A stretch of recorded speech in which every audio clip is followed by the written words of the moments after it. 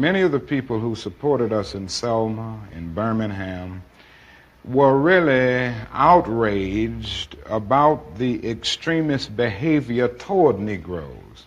But they were not at that moment, and they are not now, committed to genuine equality for Negroes. It's much easier to integrate a lunch counter than it is to guarantee an annual income, for instance, to get rid of poverty for Negroes and all poor people.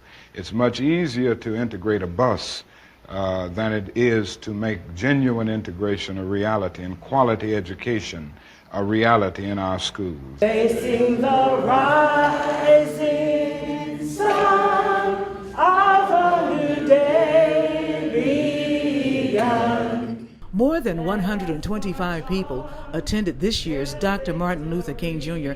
Community Breakfast. The event was held at Lucy Sims Continuing Education Center. Edward Scott was the first keynote speaker for the MLK Breakfast 28 years ago. He resumed his position this year. Scott is the pastor of Allen Chapel AME Church. He is also a philosophy professor at Mary Baldwin University. He says he wants students in Shenandoah Valley to be witnesses to the various changes happening across the region. One of the most momentous, most immediately occurring in Stanton was the name change for the high school, which was named after Lee back in the 1920s by the Daughters of the Confederacy.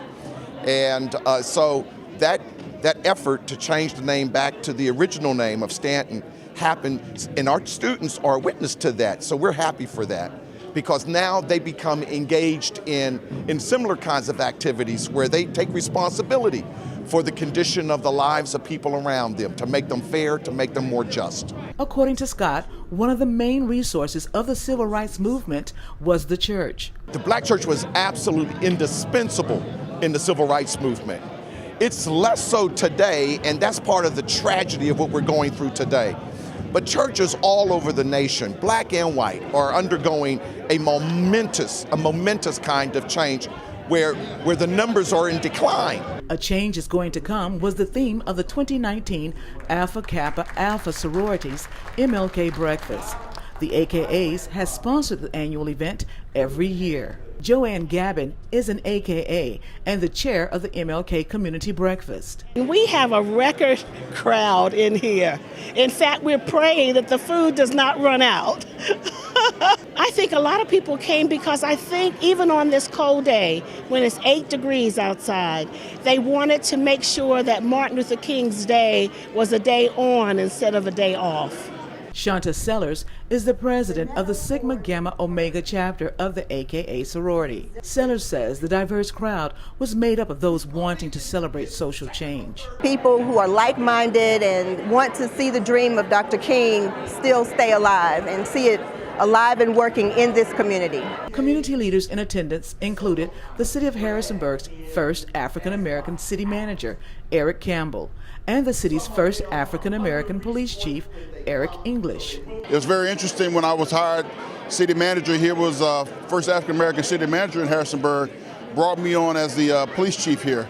Not knowing me coming in, I did not know that I was the first African-American police chief here in Harrisonburg. But it is a historic moment, and it's just a great opportunity for me to be here in this city and to see the diversity we have in this city. It just shows that the city is really growing. You know, you see a room full of diverse individuals. They had 3 individuals that were here from China that were here, exchange students. It just shows the multitude of individuals that live in Harrisonburg. And it's just a great joy to see everybody here celebrating this day. I caught up with a couple of James Madison University students at the event. Mercedes Bethune and Kanisha Davis are juniors at JMU. They shared their thoughts about the event. I feel like today's event was a very powerful way to start off MLK Junior Day. I feel like Reverend Scott gave a very moving speech talking about how it's important to love one another before you can kind of create a change and bring justice to your community. I found it to be very inspiring and powerful, and our speaker, I have never actually heard of him before, so it's nice to have a new face to listen to, and just the information overall was very powerful. Elaine Blakely is the membership chair of the Harrisonburg NAACP. The event today was phenomenal.